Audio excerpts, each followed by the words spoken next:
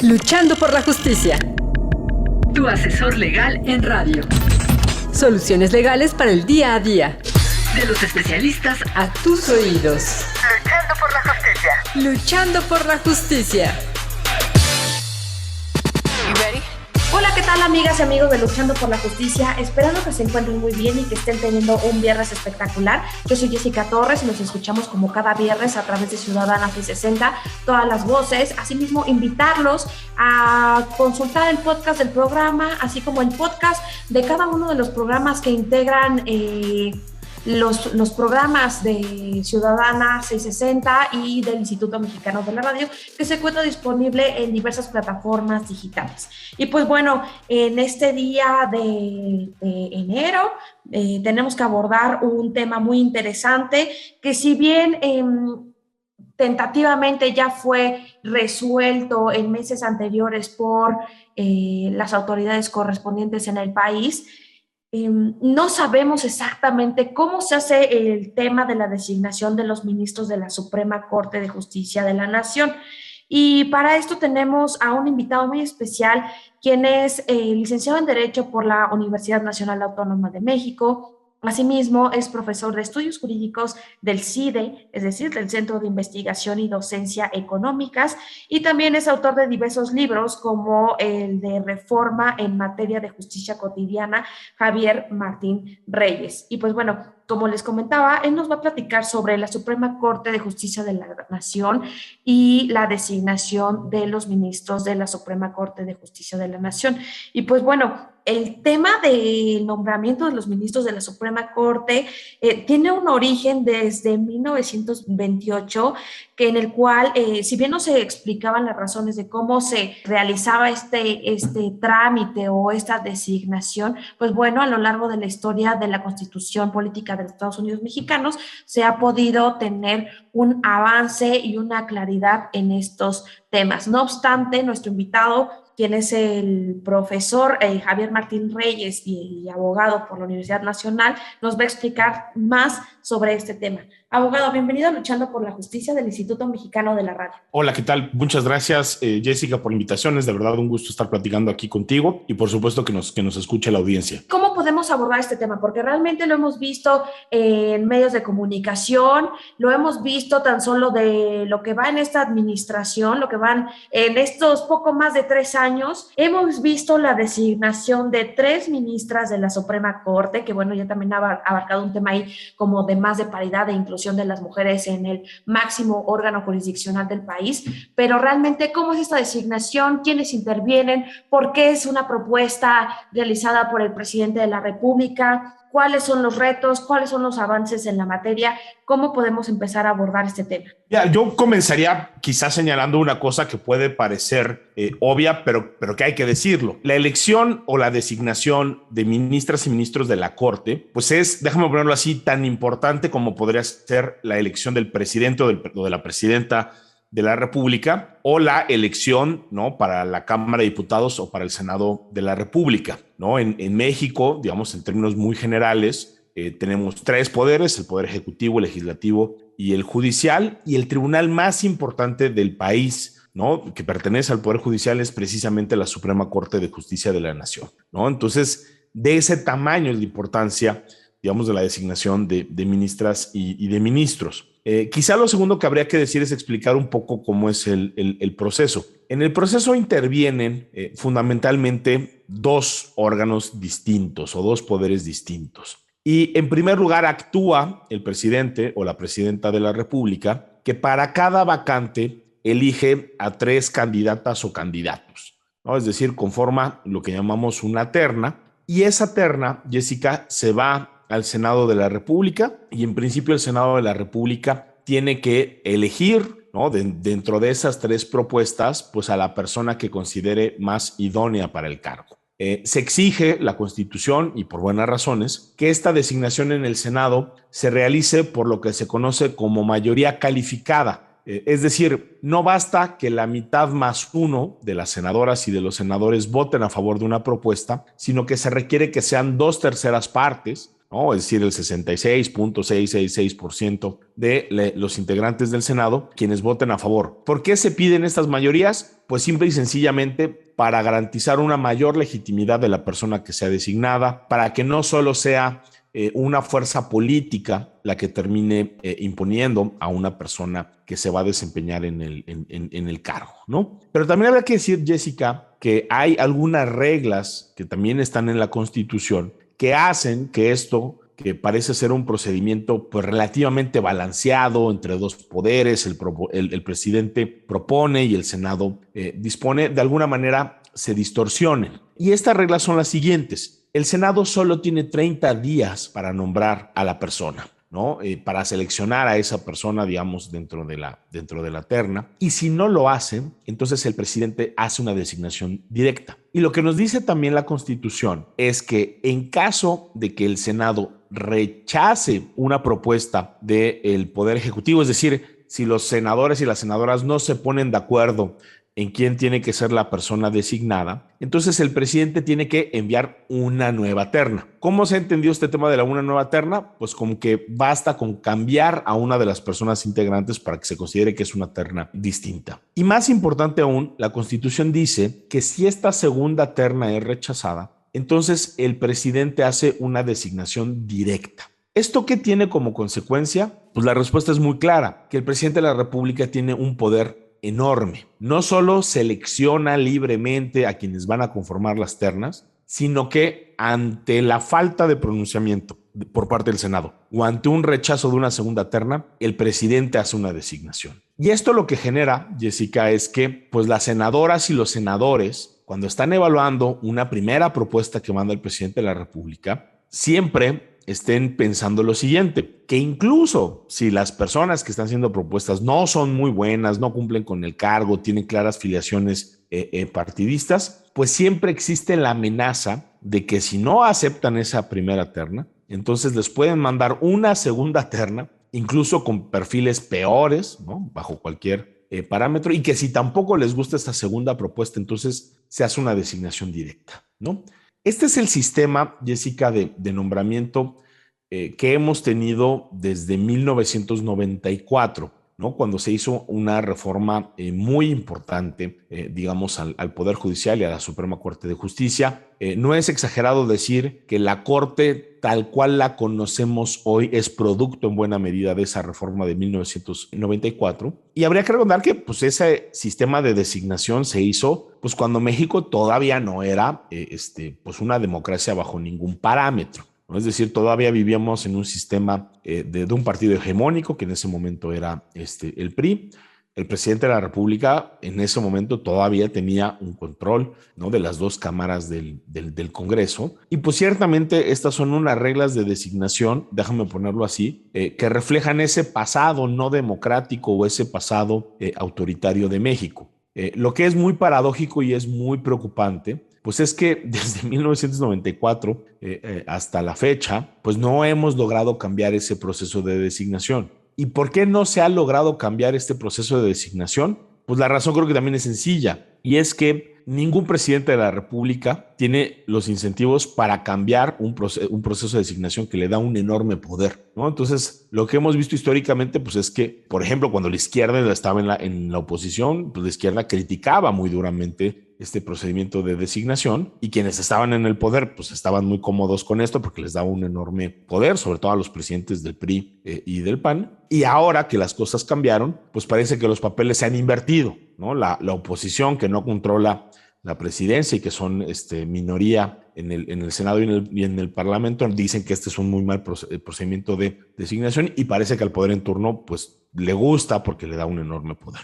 ¿Qué consecuencias ha tenido? Creo que eso es lo tercero que habría que decir. Esto ha tenido como consecuencia, Jessica, que a la Corte lleguen personas, hombres y mujeres que no necesariamente cumplen con el perfil que uno esperaría, ¿no? Hay que recordar pues, que el Poder Judicial tiene una naturaleza diferente a los otros dos poderes. Es decir, nosotros como ciudadanas, como ciudadanos, acudimos a las urnas cada 3 y cada 6 años para elegir ¿no? Cada 3 a la Cámara de Diputados y cada 6 al Senado y al presidente de la República. Y en esa medida son órganos representativos democráticamente electos, ¿no? Es decir, hay un mandato directo de la ciudadanía, ¿no? Para estos dos poderes. El Poder Judicial no es designado de esa manera, ¿no? Y nosotros, ciudadanas como ciudadanos, no votamos por las ministras y los ministros de la Suprema Corte de Justicia. Y esto es por buenas razones, ¿no? Digamos, siempre se ha defendido históricamente, y yo diría pues en una corriente claramente mayoritaria, la idea de que el Poder Judicial es de entrada, un contrapeso en el sistema presidencial y, más importante aún, es un órgano contramayoritario, es decir, que toma decisiones que pueden ir en contra de lo que deciden las mayorías. ¿Por qué? Porque tiene que proteger también a las minorías, tiene que defender la separación de poderes y en ese sentido es un contrapeso, ¿no? Entonces, te pondría 2 ejemplos rápidos. Eduardo Medina Mora fue designado como ministro de la Corte cuando parece que claramente no tenía el perfil. Y si vemos algún ejemplo reciente, pues está el de Yasmín Esquivel Moza, por ejemplo, que es una persona que ha demostrado que tampoco tenía estas características, ¿no? Entonces, creo que convendría tener presentes de entrada esas 3 cosas que te comento, Jessica. Realmente el escenario es muy interesante porque nos ha expuesto 3 etapas importantes, que es respecto de la designación de los ministros de la Suprema Corte de Justicia de la Nación, en donde a grandes rasgos tenemos un bagaje histórico que no ha sido modificado en beneficio y con un contexto más democrático e institucional, siempre un poco tendencioso, me parece, esta designación, que ha sido una designación histórica desde una óptica doctrinal, y que también, bueno, intervienen en la designación el Poder Ejecutivo y el Poder Legislativo, y que esta designación, bueno, realmente no se analiza, o también podríamos exteriorizar la necesidad de buscar perfiles más adecuados o con cartas credenciales, no solamente por cuanto al campo de conocimiento, sino también por otras habilidades y cualidades que deberían de tener, como los exámenes que realizan la oposición, los magistrados o jueces que integran el Poder Judicial de la Federación. Y por último, es que también, bueno, se ha abordado mucho esta posibilidad, y en diferentes escenarios se ha cuestionado que si realmente valdría la pena, en un ejercicio democrático, que la ciudadanía fuera quien designe o elija a los ministros de la Suprema Corte, que podría ser un escenario complicado. Pero bueno, vamos a hacer una breve pausa aquí en Luchando por la Justicia del Instituto Mexicano de la Radio. Estamos con nuestro invitadazo Javier Martín Reyes, quien es docente en el CIDE y es abogado por la Universidad Nacional Autónoma de México. No le cambien, sigamos Luchando por la Justicia. Luchando por la justicia. Para fortalecer tu conocimiento sobre la forma Ordenada y digna de vivir en la sociedad actual.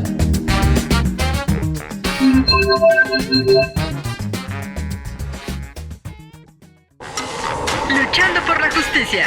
Brinda herramientas educativas para promover la cultura de la legalidad, los derechos humanos y la perspectiva de género. Luchando por la Justicia. Hola, ¿qué tal, amigas y amigos de Luchando por la Justicia? Ya regresamos de una breve pausa aquí en Ciudadana 660, todas las voces, y el día de hoy tenemos a un invitado muy especial que, como lo comentaba, es el abogado por la Universidad Nacional Autónoma de México y es profesor de estudios jurídicos del Centro de Investigación y Docencia Económicas, Javier Martín Reyes, quien cuenta con diversos libros en materia jurídica, y nos está platicando el día de hoy sobre la designación de ministros de la Suprema Corte de Justicia de la Nación. En la primera parte del programa nos explicaba 3 grandes elementos o 3 grandes temas importantes en la materia, que son la designación, cómo ha sido históricamente; 2, cómo se realiza y qué autoridades intervienen; y 3, bueno, algunas características o cualidades de las cuales cuenta esta designación en términos de ley, como es el porcentaje requerido al interior de la Cámara de Senadores, que es 2/3 partes de la integración de los mismos, que serían aproximadamente 67 votos, ¿no? Pero bueno, ya estamos de vuelta, el estimado Javier. Sí, Jessica, y como hablábamos, bueno, pues esas son un poco las reglas, ¿no?, relacionadas con el proceso de designación. Y ahora yo lo que te diría es, pues lo que ha pasado un poco es eso, ¿no? A la Corte han llegado personas que no necesariamente cumplen con los requisitos. ¿Cuál tendría que ser el perfil ideal de una ministra o de un ministro? Yo diría, creo que hay dos cosas que son fundamentales. La primera es que hay un componente técnico, ¿no? Es decir, el trabajo que realiza la Suprema Corte de Justicia de la Nación es un trabajo complicado, es un trabajo que por eso exige que se cumplan cierto tipo de requisitos. Se tiene que tener una licenciatura en Derecho, se tiene que tener una edad determinada, pero esos requisitos formales no bastan, ¿no? Lo que necesitamos son personas que tengan un conocimiento amplio de la materia constitucional, que sepan operar con la Constitución, que sepan, ¿no?, cómo es que se interpretan las disposiciones relacionadas con nuestros derechos humanos, ¿no?, que tengan una vocación para hacer valer esas garantías, tanto primarias como secundarias, que tenemos reconocidas. Y también necesitamos personas que sepan cómo funciona, déjame ponerlo así, el cuarto de máquinas de la Constitución, es decir, la parte orgánica, ¿no? Cómo se conforman los poderes, cuáles son las facultades que tienen las autoridades, cuáles son las líneas que dividen la competencia que tienen los diferentes poderes, ¿no? Qué está en la cancha del presidente o la presidenta, qué está en la cancha del legislativo, qué está en la cancha del judicial. Y para el caso mexicano también es importantísimo, pues, el tema del federalismo, ¿no? Necesitamos juezas y jueces constitucionales que sepan resolver esos conflictos que se generan entre las autoridades federales, las autoridades estatales y también las municipales, ¿no? Lo que te quiero decir es que ahí se necesitan personas con demostrada capacidad, ¿no? Expertos genuinos en derecho constitucional y en derechos humanos, ¿no? Esa sería, pues déjame pronunciar, un primer requisito para el perfil ideal de ministro. Y el segundo, que también es muy importante, Jessica, es garantizar la independencia política y sobre todo partidista de las personas que sean designados. Para que los tribunales sean jueces creíbles, pues hay una virtud, hay una característica, hay una garantía, que es esa imparcialidad, esa independencia que tienen que tener respecto del poder, ¿no? A la Corte llegan asuntos, pues, muy controversiales, tanto en la esfera de los derechos como en la parte, digamos, orgánica, ¿no? Y lo que queremos es que las juezas y los jueces decidan a partir del mejor entendimiento que tienen de la Constitución, de los derechos humanos y de las facultades que tienen los poderes, no a partir de intereses partidistas, no a partir de la cercanía que tengan con políticos, no a partir de las presiones, que siempre las hay, ¿no? En contra de las jueces y de los jueces, ¿no? El gran problema es que el sistema que tenemos actualmente no garantiza que aquellas personas que llegan a la Corte cumplan con esas dos características, es decir, que sean sólidos en lo técnico e independientes en lo político. ¿Y por qué digo esto? En primer lugar, porque no hay ningún tipo de requisito, ¿no? Ningún tipo de requisito que nos permita, ni habría que decirlo, ni ningún procedimiento o mecanismo que nos permita garantizar ese nivel de conocimiento mínimo que deberían de tener las personas que son designadas.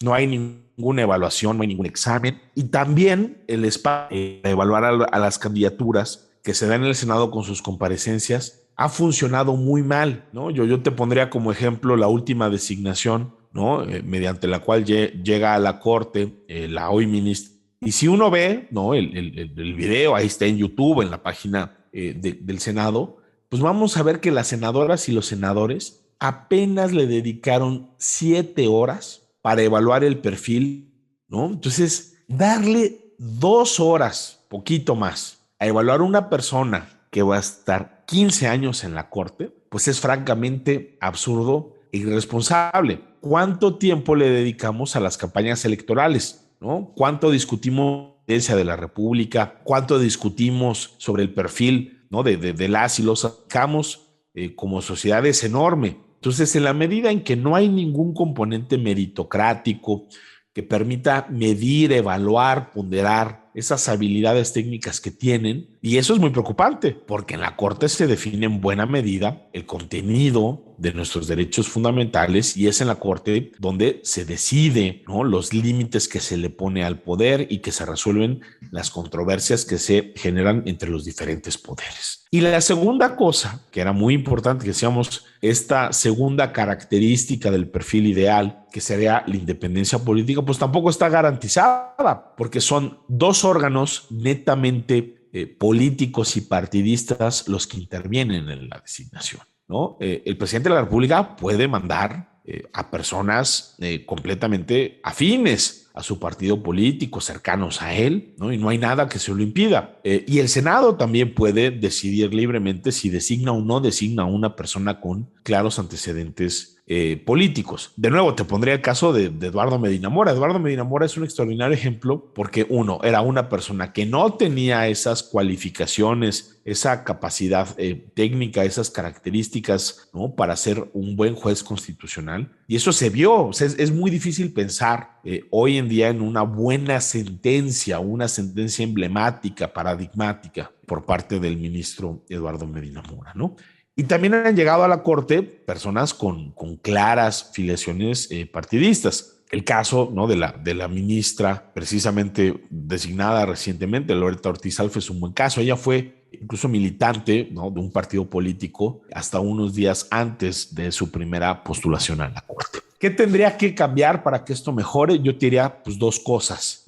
Creo que tendríamos que quitar estas reglas que comentábamos al principio que le permiten al presidente hacer una designación unilateral, ¿no?, cuando el Senado se tarda más de 30 días o cuando se rechaza una segunda terna. Creo que habría que introducir elementos meritocráticos, ¿no? Quizá la primera etapa del proceso tendría que ser una en la cual sean las universidades, los colegios de abogados, otro tipo de instituciones, ¿no?, los que evalúen los perfiles, hagan propuestas iniciales, de tal manera que si el presidente o el Senado de la República después tienen que escoger alguno de ellos o eventualmente designarlos, pues ya se haya garantizado, déjame ponerlo así, en este filtro, tanto la competencia técnica como la independencia política. Creo que hacia allá tendríamos que transitar, no sé, digamos, es una de las cosas importantes que le hacen falta a la Corte. Y la otra que te diría, yo creo que en México necesitamos una discusión mucho más profunda, mucho más a detalle,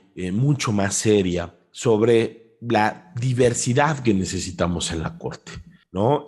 Ciertamente en género las cosas han ido cambiando favorablemente. Hoy por primera vez en la historia tenemos a 4 ministras mujeres en un órgano de 11. Todavía no estamos en paridad, nos hace falta pues por lo menos 1 o incluso 2 nombramientos para llegar a ello. Yo confío, ¿no?, en que eso se pueda lograr en el año 2024. Pero más allá de la paridad, yo diría, creo que también hay que empezar a pensar, ¿no?, ¿Qué tipo de juezas y jueces constitucionales queremos? ¿Qué tipo de filosofías, ¿no?, tienen que defender?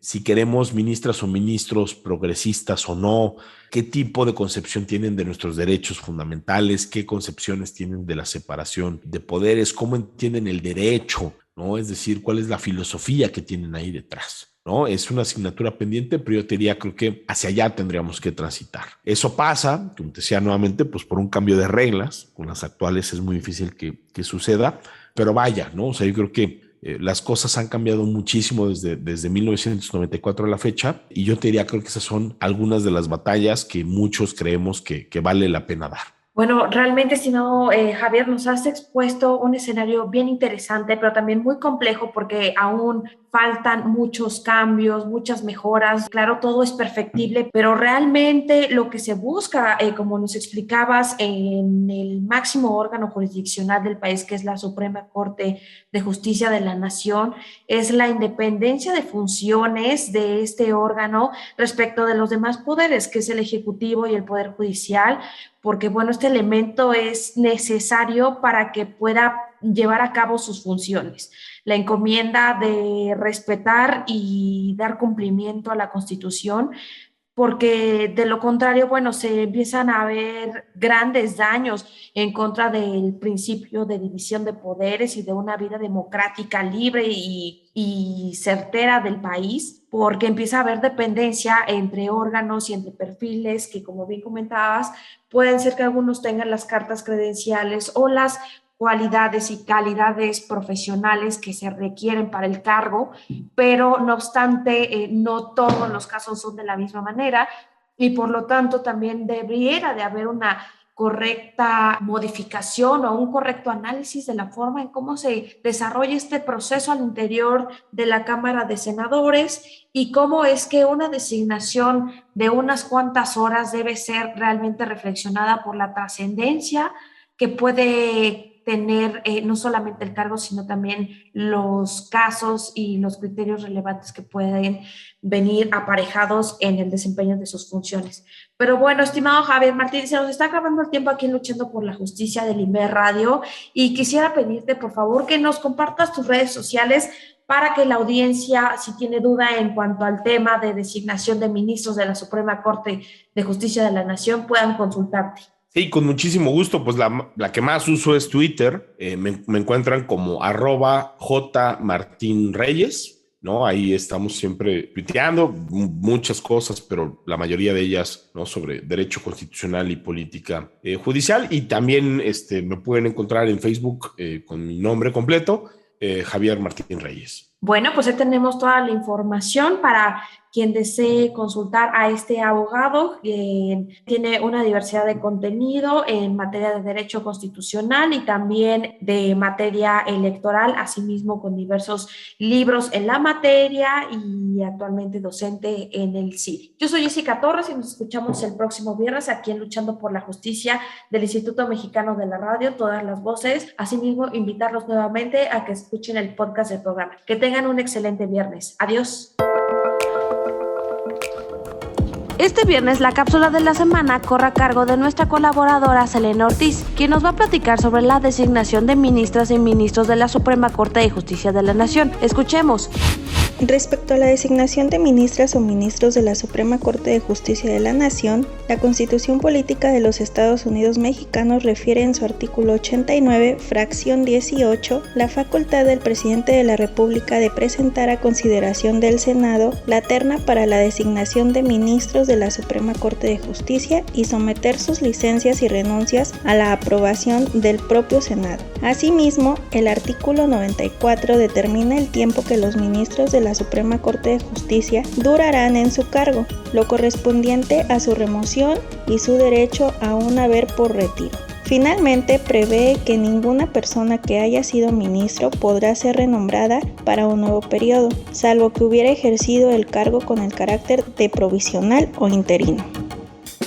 Luchando por la Justicia. Promueve el pensamiento de respeto a los derechos humanos Y que las diferencias individuales no sean argumento para justificar la desigualdad, el maltrato o la discriminación.